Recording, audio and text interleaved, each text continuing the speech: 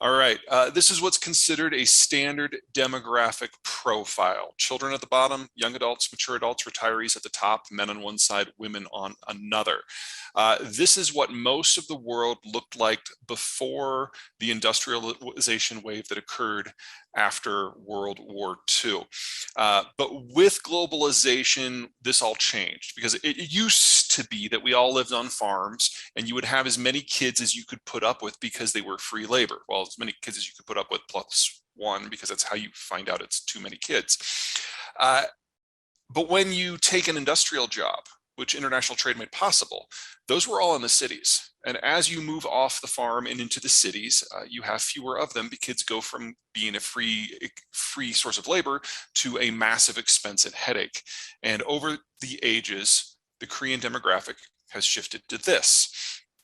The whole world has gone with the Koreans, starting from different points, going at different paces, but this has changed the economic structure of the world, because when you're a young system like this, it's all about raising kids and buying homes and buying cars and going to college. Young people do all of the spending in a modern economic system.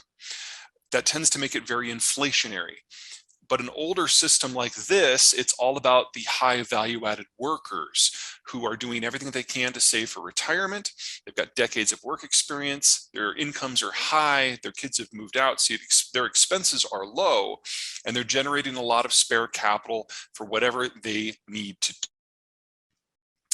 What is going on right now is the world is changing from this to whatever is next. This was always the decade when a huge chunk of the world's advanced economies were going to age from this structure like Korea's today into the next structure, which is one where we have more and more retired people, where that bulge that has defined economic existence going back to the 50s moves into a non-economically viable state.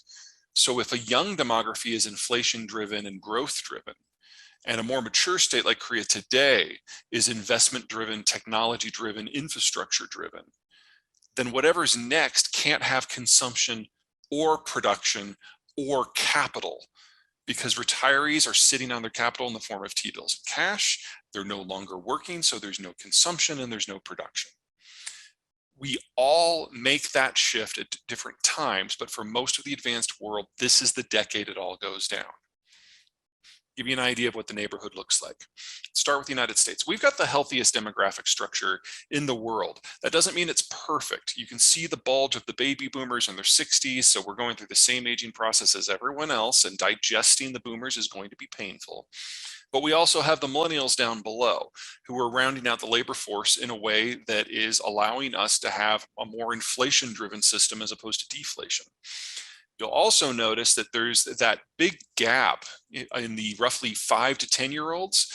That is a mix of two things, or three things. Number one, that's the Gen Xers kids. Small generation generates a small generation. Number two, it's the aftermath of the 2008 financial crisis. When people aren't sure of their prospects, they tend to have fewer kids. And third, it's the millennials doing everything that everyone has ever done before them, just with a 6-year delay. And so that was kind of the bottoming out of the birth rate. You'll notice it's already coming back, and preliminary data for 2022 and 2023 looks very positive. So we are looking at that base widening out again.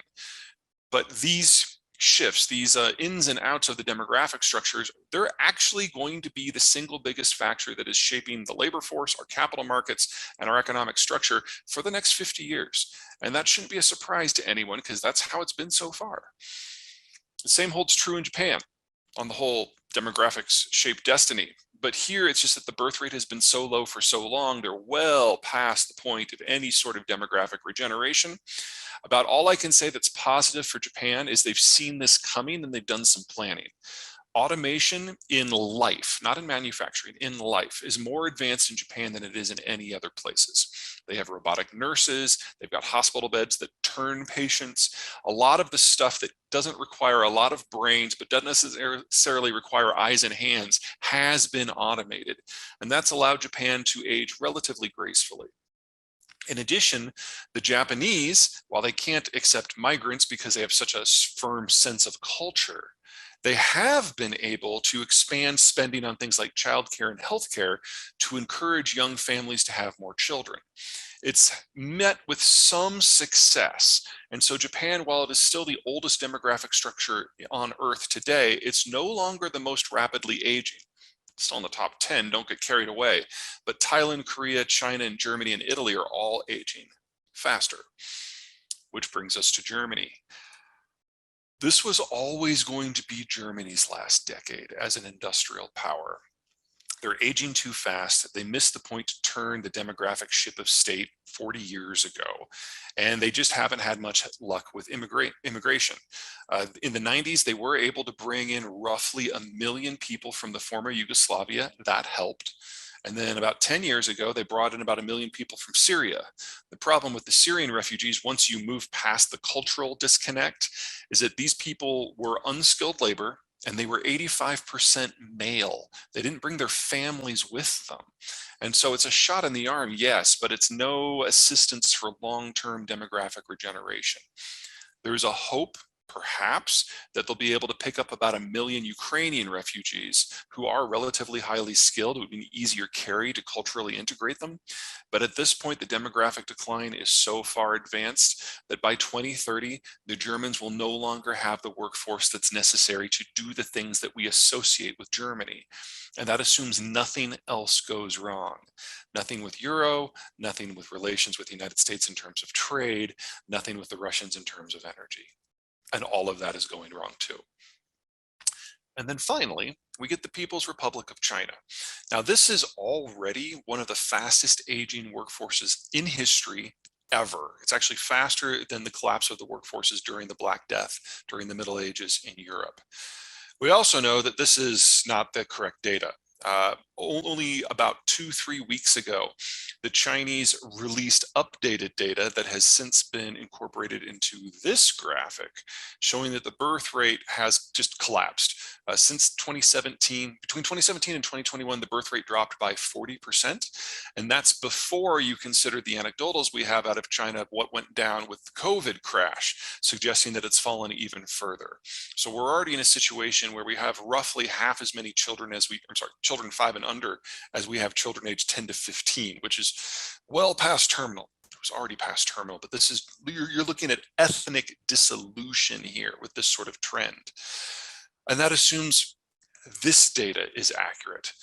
The Shanghai Academy of Sciences is publicly trying to stir up discussion about how, because of the one-child policy, people have been over-reporting births and under-reporting different statistics, especially when it comes to labor, in order to make the local provinces look better. And they estimate that the Chinese system actually has 100 million fewer children than the data officially suggests. That probably means that that big gouge in the lower chunk actually plays up higher within the demographic structure, and those yellow bars probably don't exist at all. This is not a country in demographic decay. This is a country in the advanced stages of demographic collapse. And we don't have an economic theory as a species for what might make this work. It's obvious from the data that the Chinese have shared that consumption-led growth will never happen in China again. They actually saw a collapse in things like car sales back before COVID. They've never rebounded. And now, with the piss poor recovery we've seen post-COVID in China, we now know that consumption is not part of the equation.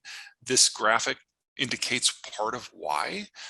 And we also know that while their labor costs have gone up by a factor of roughly 14 since the year 2000, their worker productivity has barely doubled in most sectors, and it's reached only triple in some of the more advanced ones.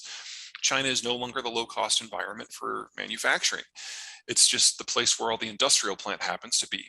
Now, that's not nothing, but that's not enough to justify a long-term investment in the system. And every subsector that has tried to reshore out of China has discovered shorter supply chains with more effective labor, with lower energy costs, less political risk, closer to the end consumer.